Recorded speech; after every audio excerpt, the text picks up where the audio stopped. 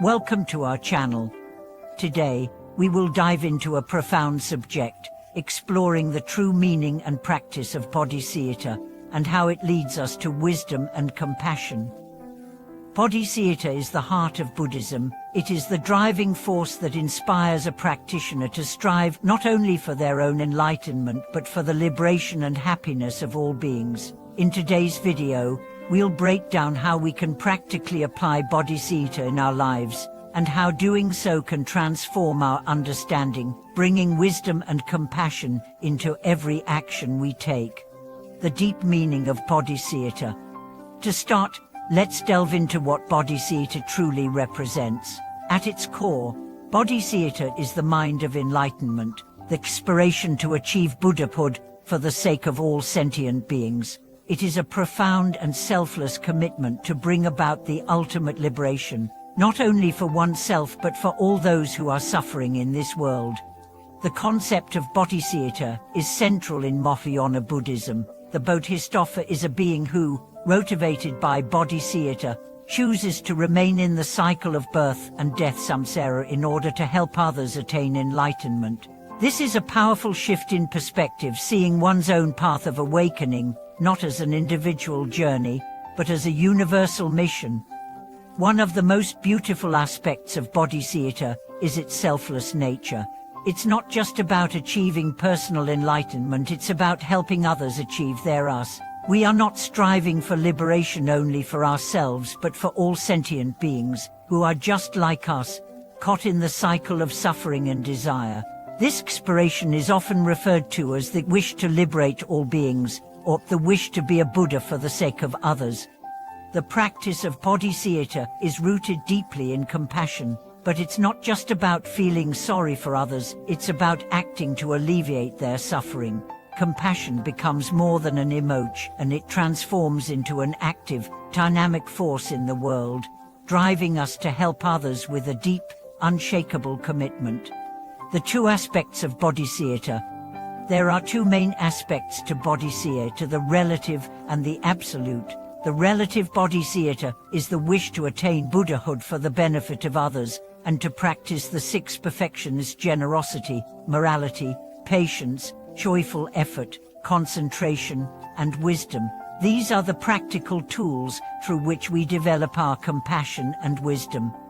The absolute Bodhicitta is the realization of emptiness, the understanding that all phenomena are empty of inherent existence. This is the wisdom that sees through the illusion of separateness, recognizing that all beings are interconnected. When we understand that everything is interdependent, our compassion for others becomes limitless, because we see that their suffering is not separate from our own. The path of practice, transforming Bodhicitta into action.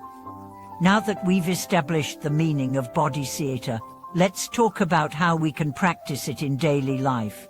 Bodhicitta is not just a lofty ideal or an abstract concept, it's something we must actively cultivate and integrate into our everyday existence. One of the first steps is to generate the intention to benefit all beings. This intention should not just remain in the realm of thought, but should guide our actions. Every time we act with kindness, every time we make a decision to help others, we are practicing Bodhicitta. It is in the small, everyday acts of compassion that Bodhicitta is truly embodied. Take, for example, a simple act of generosity. We can think of generosity as a way to reduce the suffering of others by giving them material resources, time, or care. But generosity is more than just giving something material. It's an expression of the inner state of Bodhicitta. When we give with a heart of pure compassion, we are directly aligning with the true essence of Bodhicitta. Similarly, when we practice patience in our relationships, we are helping to reduce suffering.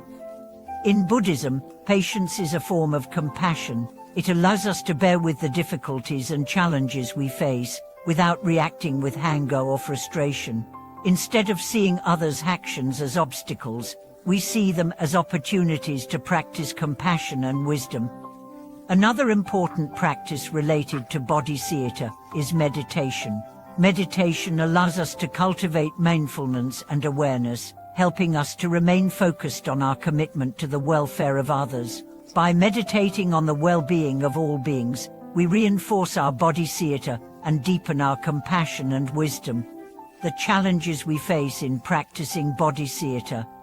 Of course, the path of bodhicitta is not without challenges. It's easy to talk about loving kindness, but when we encounter difficult situations or people, it can be hard to maintain our commitment to benefiting others. One challenge is the tendency to become overwhelmed by the suffering we see in the world. It's natural to feel sadness, despair, or even anger when we witness injustice, pain, and inequality. However, Bodhicitta teaches us that our actions are most effective when we don't get bogged down by negative emotions. Instead of reacting with frustration, we learn to meet suffering with an open heart and a mind determined to help. This shift in perspective can help us remain calm and focused, even in the face of difficulty. Another challenge is balancing our own needs with the needs of others. While Bodhicitta encourages us to prioritize the well-being of all beings, we must also take care of ourselves. True compassion arises from a healthy and balanced mind, and neglecting our own well-being can make us ineffective in helping others. So, the practice of Bodhicitta includes not just giving to others, but also taking time for self-care, reflection, and cultivation of our own wisdom. The reward of practicing Bodhicitta. The rewards of cultivating Bodhicitta are vast. As we deepen our practice, we become more patient, compassionate, and wise. Our relationships with others improve as we learn to listen more deeply and act more selflessly. The world around us begins to feel more harmonious because we are seeing it through the lens of compassion and wisdom. In the long run, the true reward of practicing Bodhicitta is the liberation of all beings. Through our actions, we help to reduce the suffering in the world, and in doing so, we move closer to our own enlightenment. This is the ultimate goal of the Bodhisattva path, to attain Buddhahood for the benefit of all sentient beings. Conclusion. In summary, the practice of Bodhicitta is essential for anyone who seeks to walk the path of enlightenment.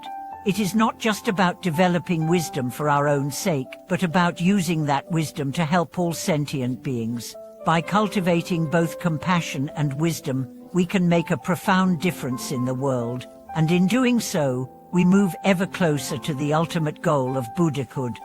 Thank you for watching this video. If you have any thoughts or experiences on the practice of Bodhicitta, please feel free to share them in the comments below. Don't forget to like, subscribe, and share this video with others who may find this teaching helpful. See you in the next video.